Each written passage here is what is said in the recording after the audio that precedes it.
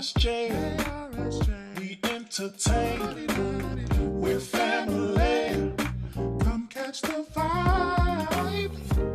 We have the Chris Sumlin. How are you? I'm doing well. Like we said, it's Floral Friday, so I have on my floral shirt, celebrating a beautiful Friday. It's been really cold here in Ohio. We've been in the middle of a winter storm, so I've been adjusting to that, but everything is really going well. I'm excited for this conversation. Sounds good. I'm excited as well. I see you have your book behind you, which I need a signed copy of, by the way. Yes, I have. I'm gonna make sure I start getting like some signed ones out. So I have this one, I have that one up there, and then the third one should be dropping here in March. So when I get that book, I plan to get the other two and do some bundle signed sets. So I'm working on that. Are you looking to do that at Barnes and Noble, or where are you gonna sell them? I'm just gonna do a complete digital drop because it helps me make more money when I could just send them out from my house. So I'm gonna buy a bunch of all three and then bundle them together and sign them and then sell them like on my website. And definitely gonna do that very soon. Just trying to keep things exciting, keep things fun, and give people a chance to catch up. The first book came out in 2016, second one came out in 2018, and this third one's coming out in 2021. So each one of those years, I've met new people. So someone who may have met me back in 2020 may not even know that I've written a book back in 2016. So I know that those people are going to want to catch up and read the stories and see the growth within my writing and my thinking, and I'm excited for that. Like it. So let's take a few steps back. Who is the Chris Sumlin?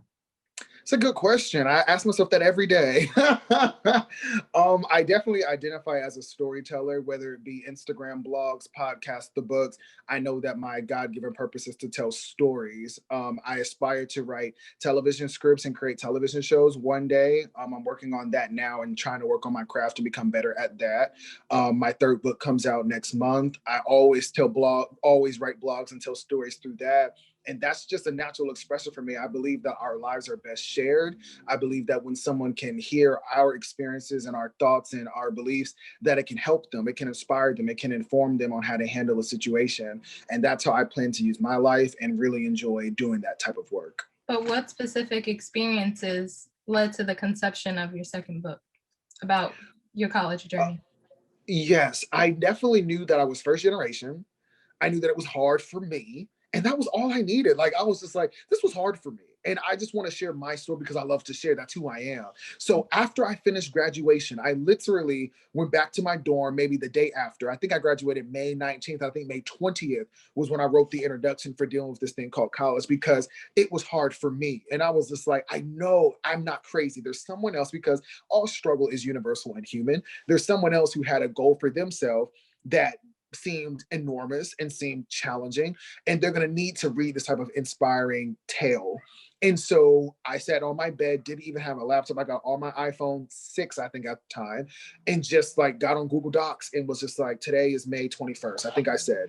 And I just graduated from Morehouse College. And I'm so proud of myself. Oh, I said, today is May 22nd, 2017, the day after my Morehouse College graduation. Wow, I still can't believe it. I'm officially done with undergrad. As I write these very words, I'm faced with a pile of U-Haul boxes that are loaded with the remnants of what I called a life for these past 4 years at Morehouse. The posts in my dorm have been taken down, a bus ticket has been purchased, and the degree has been earned. It's time for the next chapter. And I just shared what my experience was. And recently I was watching an interview with a woman named Liz Gilbert who wrote Eat, Pray, Love. And she was doing promo for her new book. And the interviewer asked her, like, how do you expect people to receive this book? And she said, which I thought was very profound, I don't know how the book will be received, but I know how it's offered. I know how it's offered. And so when I started writing this book, I really felt that way, where I was like, I don't know if people are going to buy this. I don't know if people are going to care, but I know my intention. I know how it's being offered. I know that I'm sharing my story. I wasn't the valedictorian, but I made it through. It wasn't perfect, but I made it through. And that's going to touch somebody. And so it's also very important that when you have a dream or goal for yourself, that you just know what you know, and then hope that somebody will come along the way. I'm really inspired by Beyonce. I think she's one of the greatest human beings to ever live. And I remember reading about her story, how she used to sing and dance at her mother's salon. Like when people would just be wanting to get a press and a curl and a color, Beyonce was trying to sing. And I guarantee that when people saw her in that salon, they were thinking, oh, this woman's about to do the Super Bowl in 2013. This woman's about to win 6 Grammys for I Am Sasha Fierce. That probably thought she was crazy. So it's okay to be a little bit crazy to say, you know what, I have a big dream, I have a big goal, I got big ambition, and I'm gonna do my best to make it happen. And that's how I feel about the book. That's how I feel about Morehouse. That's how I feel about life. Is like, you just got to go and get yours. And eventually, when you keep doing it over time, somebody will support you. Somebody will come, and that vision will come to life. That's why I'm telling you not to limit yourself on the crazy reaction posts, because it's going to hit someone and people are going to receive it. The point is that you wanted to create it and you did, and then you shared it. And then it's up to anyone else to take it how they want to take it. Absolutely. And then another thing that Mark Cuban said that really is important is don't just follow your passions, but follow your efforts. What is it that you really love? What is it that you really want to do? What is it that really, every time you wake up, you want to think about, talk about, write about, do? Is every time you get a chance, you just want to bake a cake? I don't like baking. That's not really my thing. I don't like baking cakes. But some people, they just love, oh, let me just make some brownies. Maybe you should open up a bakery. What are your efforts? What do you do when you wake up in the morning? What are your heart's desires? And that's a question that we have to ask ourselves every day is, what do we really want? And how can I manifest that in my life? That's a really big point that I reflect on often. You have so much personality, though. I could see you doing like a reactionary type thing. I like the blog and the versatility of your creativity, but I could see you doing reactions and things of that nature. Maybe I was thinking, especially because Cardi B just dropped a music video for Up. And I was like, what if I'm like, I don't know. So I also have to figure out the technology of that. Like, I'm like, how do people mirror the video and record themselves? Like, is it an edit? So I'd have to teach myself that. But it's something to consider. And then also, I've been getting a lot of requests for public speaking in regards to the second book. So with the second book, there's kind of a brand there that's more about higher education. That's about students, teaching them how to manage high school and college. So I know if I started cursing and being very creative and fun and maybe comedic, that it could kind of hinder the outreach for the school speaking engagements. And it's funny because last week, a woman wanted me to speak with her students on February 23rd. That we have this date locked in and it's going to be great. And so when I talked to her on the phone, she was like, yeah, I've been checking on the internet. I loved your review of Fenty Skin, because I made a YouTube video about me using Rihanna's skincare products. And I was embarrassed. I'm like, man, like, I know that I'm supposed to be like the college guy and talk about like higher education and learning. And I was kind of embarrassed that she watched my video of me reviewing Rihanna's skincare products. So again, as much as I can be creative and versatile, it's also important when you have a clear, definitive brand, that when people sign you up for an engagement or reach out to you, they know they're going to get a certain thing. And so with me being super duper passionate and multi-hyphenate and versatile, I don't want to get too far wild where I become a wild card. I want people to say, okay, Chris, I know he's going to bring it. He's going to talk about this. It's going to be great. So it's hard wanting to be creative and do different things, but also staying in alignment with that brand and that idea of who people perceive me to be. So it's challenging. But you're not a one-trick pony, though. So if you shock people with some wow type of reactionary videos every now and then, that will gain you more traction. So people will follow the creative kind of image you already created for yourself. Yeah, I think you you're can right. do it all. You can. Don't limit yourself. Thank you so much. I need to talk to you every day. Maybe I would know what to do next with my life, because I really sometimes am just overwhelmed. Like, what am I going to do now? But I appreciate that. Something to consider for sure. So how has your creative process changed during the pandemic? COVID first hit, I remember it was really, really wild. I actually had a meeting with an executive at Warner Brothers, and I went to shake her hand, and she was like, I'm not shaking hands anymore. It was right when things first started. Wow. And I remember having that moment. That was like the last in-person office meeting I had, because I was on the Warner Brothers lot. And then so when the pandemic hit and I understood that things were just really frozen and very weird, and I felt like I was always on the go. Things were happening. I was experiencing moments that were influencing the art, influencing my storytelling, influencing my brand. And now with me kind of being at home, I'm less inspired. It's harder to find things to write about, because it's one thing when you're out and you're interacting with people or you're working and you have moments. A lot of my stuff is written when I was in college, and it's about stuff when I was working a job. So me like being at home, it's like, man, what do I write about now that I'm not in school having these experiences, or I'm not on the clock in an office having a teachable moment. So it's been harder to create content with not having a lot more to do. So yeah, that's been the challenge, is trying to find things to talk about, to write about, to create about. But there's a lot of social media content. You can literally be on one of those platforms and find something as inspiration. No? Kind of. Like, I definitely felt like I could move more in that direction of like doing reviews. So, for example, I just recently watched the Tiger Woods documentary on HBO Max, which I really enjoyed. So, I was thinking, like, man, I wish there was a way I could like maybe write a blog review on that and start reviewing some of the things that I'm watching or that I'm reading. So, I was thinking about moving in that space, but it really just feels natural when I can like get into it with somebody at work, or I can have to do with an issue in school. So, I feel like it was easier, the stuff was easier to come out of me. It was like butter. So I'm definitely trying to be more inspired and balance everything, but it's a challenge for sure. So now that Thank you're you. back in Ohio and it's been full circle, what was it like growing up there and then leaving and coming back? Yeah, growing up in Ohio was it was really good in the respect of like I had my family, I was in church, but it was really bad. And I really didn't see a lot of people that were doing the things that I aspired to do. When I was in high school, no one in my high school had gone to Morehouse College. My high school was still very, very new. So although I had these big dreams, these big aspirations, it was kind of like my dreams and aspirations were bigger than the city that I was in. Because when I would tell people, oh, I aspire to do this, I want to go to this college, I want to have this life, I want to work in entertainment, there was nobody around that understood what that really entailed. So going off and experiencing Atlanta, going to Morehouse College, going to New York and working for International Star and Jimmy Fallon, moving to Los Angeles and doing the BET Awards, working at Fox, working at Creative Artists Agency, those experiences far supersede anything that I even could conceive being here in Columbus. So I'm grateful for that journey and being able to have worked in Atlanta, lived in Atlanta, having worked in New York and lived in New York, having lived and worked in Los Angeles, because that has helped me grow so much when I moved away, because home is very comfortable and not necessarily the most conducive for the entertainment industry. And so my advice for anyone that wants to be in entertainment or wants to have really great internships was to be okay with having to leave wherever it is that you're from, because you have to kind of just be in the spaces where things are happening. The Creative Artists Agency isn't in Columbus, Ohio. The National Star and Jimmy Fallon 30 Rock is not in Columbus. So I had to understand the enormity of my dreams and my goals, and then go into the spaces and take that chance, sacrifice to bring those dreams and aspirations to life. Because sitting around here in Columbus, being at home, being comfortable, wasn't going to help me get there. So was it difficult for you to make that decision to leave the nest or It definitely wasn't difficult making the decision. The decision is never hard. Like, I'm somebody who can clearly say, I'm going to do this, and then that's it. But walking through that decision and living with that decision, that's when the trepidation and the anxiety comes in. For example, when I was living in Columbus back in 2019, I think it was, I knew that I wanted to go back to Los Angeles. I didn't have a job, I didn't have any place to stay, but I knew that my spirit told me it's time to go back to LA right now.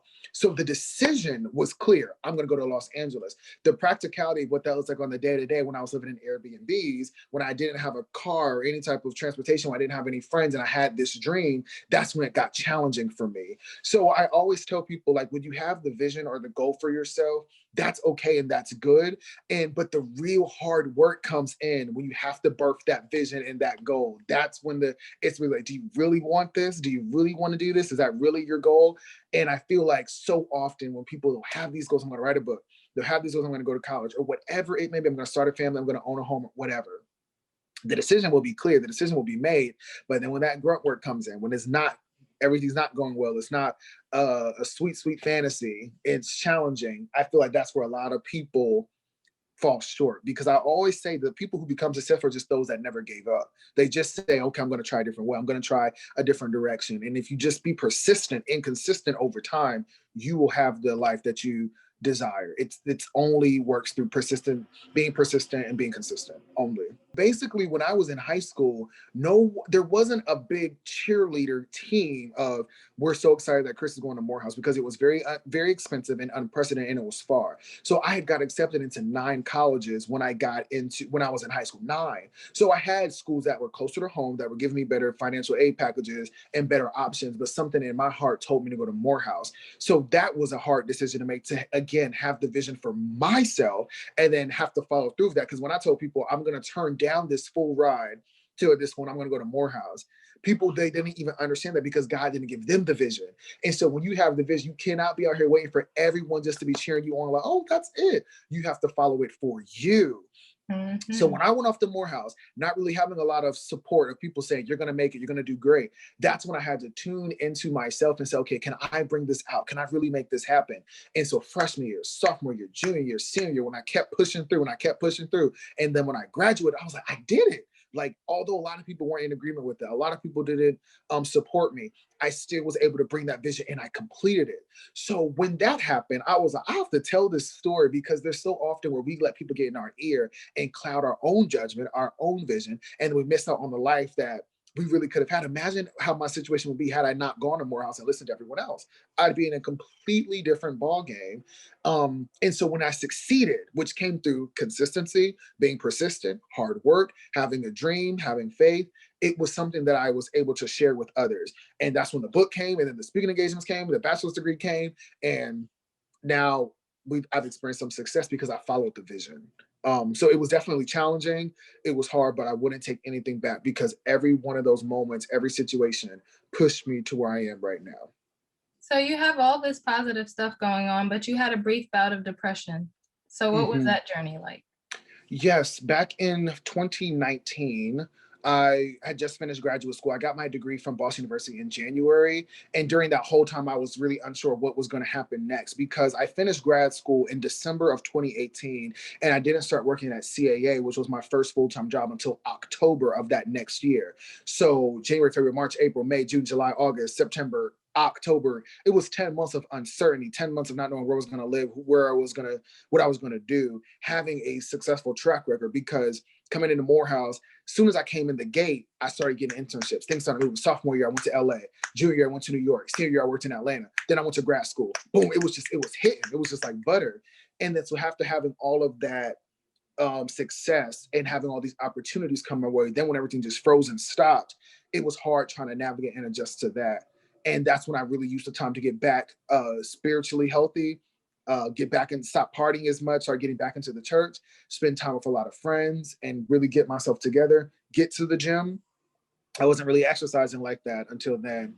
And I would say that taking care of my body, taking care of my mental health, being around my friends, praying, going to church, and also doing the work in spite of that, still applying to jobs, still networking, helped pull me out of that dark space. But it was definitely challenging.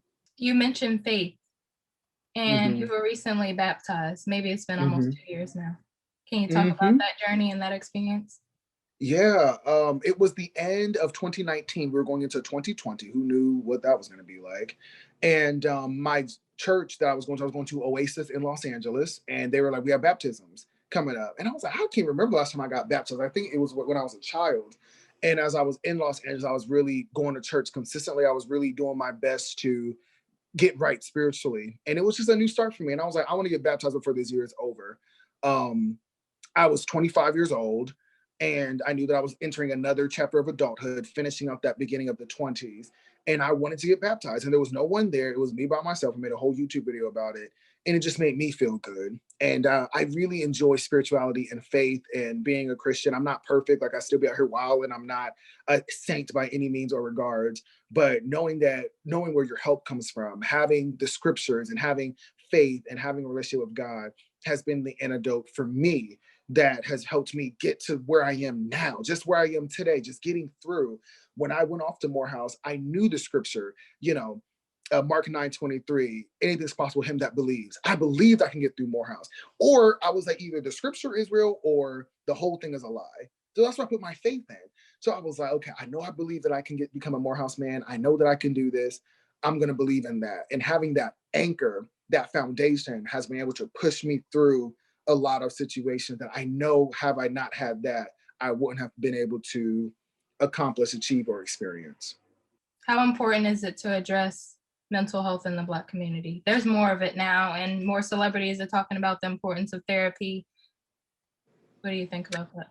I think it's important that we talk about mental health, physical health, and spiritual health, all three, because all three are intertwined. And I think when one is out of order, the other are impacted as well. When you're depressed, even though you may be hitting the gym, that's not good. When you are in shape and feel like you're in a good vibe, but you're not getting your soul fed on Sundays and not doing anything spiritually, no type of spiritual practice, you're in effect. And I do believe that when you handle all three, you have a better experience. So I have found in my experience, drinking water, going to church, going to the gym, and being optimistic has helped me. Before, I wasn't really doing those things. When I was depressed and anxious, I wasn't going to church like how I should. I wasn't getting up every day and going to the gym as hard as I am now. Um, so it's important that we understand that this life that we're experiencing is not a cakewalk. And I think some people wake up just thinking, when I wake up in the morning sun, like it's a lovely day. And that's not real life. It sounds good. Shout out to Bill Weather. It's a beautiful song. But if you really want to create a life that you can be proud of and have an intentional life, a purpose-driven life, it's going to come with some obstacles. It's going to come with some uncertainties. And that's when you have to really go inward and say, okay, what is this here to teach me? How am I going to make it through? What am I going to do? And it's really important. So let's talk about the day of, though. You went to the gym? I did. I went to the gym that morning because I do like working out. I've been working out a lot lately. That's why my skin is glowing. You feel me? I loved that. I went to the gym. I went home, took some vitamins. I changed, was trying to figure out what I was going to wear. And I was shooting that whole day on my iPhone. Also, just lets people know that you don't need a whole production to create things. You can just have an iPhone and just make do with what you have.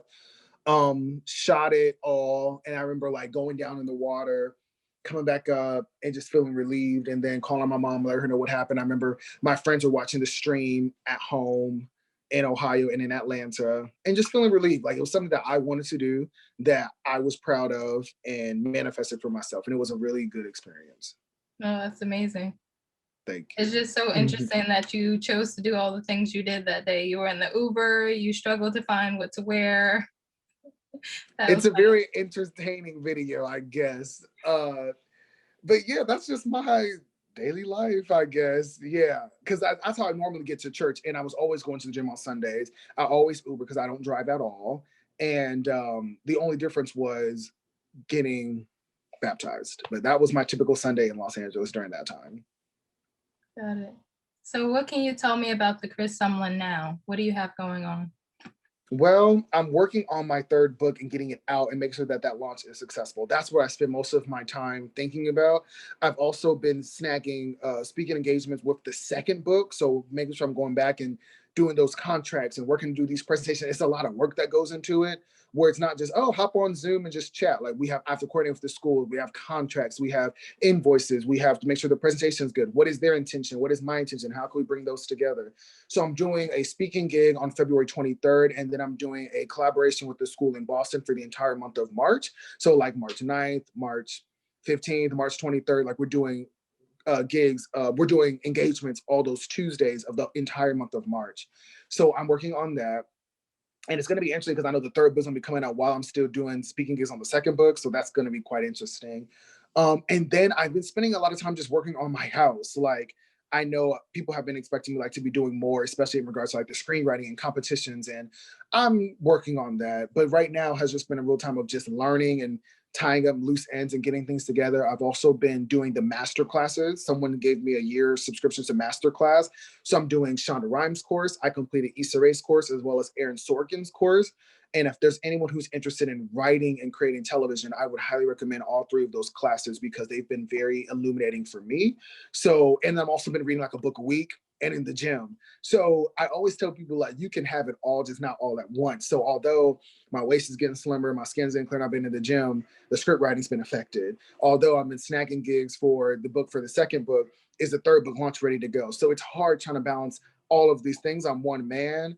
And so I just try to extend myself grace and patience, and then also continue to be ambitious and fight and be challenging. So that's kind of all what's going on. And then things like this, these interviews, and people wanting me to share, which is great. So speaking gigs, interviews on podcasts, working out in the gym, doing the master classes, reading like a book a week.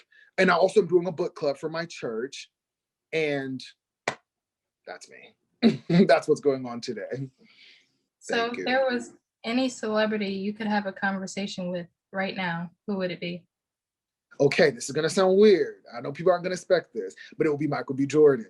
Michael B. Jordan has a really nice production company called Outlier Society. And I actually ran into Michael B. Jordan when I was in Los Angeles and was completely starstruck. Like, couldn't even talk, couldn't do anything, was just like, oh my God. But at this point, I've met Kim Kardashian, I've met Rihanna, I've met Mariah Carey. And like, that's kind of fun. Like, ooh, we took a picture. But I'm in a space now where it's not really more so you want to meet celebrities as a fan, but as a potential collaborator. So I'm not looking at people that are famous just trying to fan. I'm like, oh my God, Beyonce, oh my God. it's kind of like, yo, these are the talents, and these are my talents, gifts, abilities, and skills. How can this complement help your business move forward? So I really like what Michael B. Jordan is doing. I feel like if I met him and were to talk to him, we would have a very illuminating conversation and inspiring conversation. So I'm just going to put that out in the universe that one day I get to work with and talk with Michael B. Jordan, because I really feel like we would be a good professional match. How do you feel about his current relationship and what he has going on the film side of things?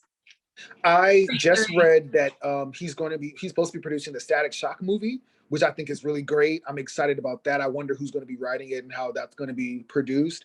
I also just read recently he has like an overall or some type of deal with like Warner Brothers. That's like a collaboration with Warner Brothers.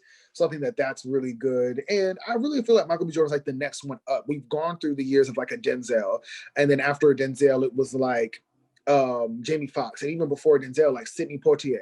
Like we've seen like evolution of these people in our culture, and I feel like Michael B. Jordan is the one right now that's really grabbing the culture. Will Smith, I would put him in that as well. And I feel like Michael B. Jordan is the next like icon legend of Black male actors, and I'm just really excited to see what he's going to do and what he's going to bring to the culture. You didn't answer about his relationship though. With Lori Harvey. Uh-huh. I wish him the best of luck. Looks great. Love the photos. Good photos. Nice pictures. I'm interested to hear your insight though, because it's more like what you're saying. It's more surface level than anything else. No, I've been doing my research on it, and it's They take some really publicity stunt 101. They take some really good photos together. You are really media trained. They really take good photos. I'm like, wow, they really take good pictures together. I love it.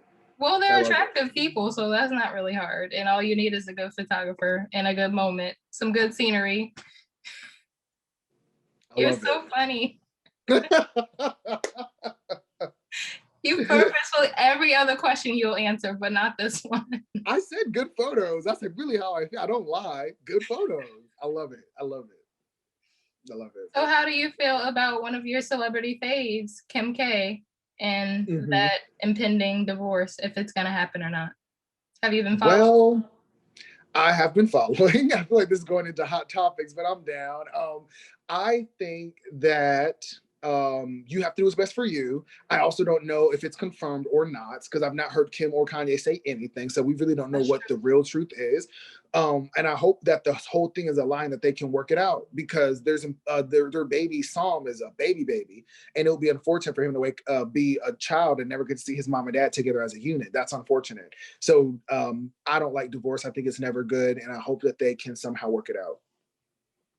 Like that. So you have a lot of great things coming. It's been an honor. But one last piece of advice you can give to people who don't know what they want to do. If you are unsure what you want to do and are looking for some advice, I would say pay attention to who you really are when no one is around. What is the thing that you think about? When you wake up in the morning, what is the first thing on your mind? When you go to bed, what is the last thing on your mind? And what are those thoughts? Get still, because your life is speaking to you all the time. But so often when we're just moving through life, we don't get a chance to take off the blinders and listen. You have to really listen to your heart, because your heart is always speaking to you. You'll know what the next thing is for you. You just have to get still and open your heart and mind enough to receive it.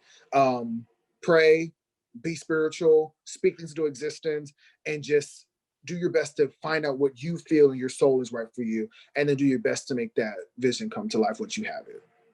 Thank you so much. So where can people find your book, and what are your socials?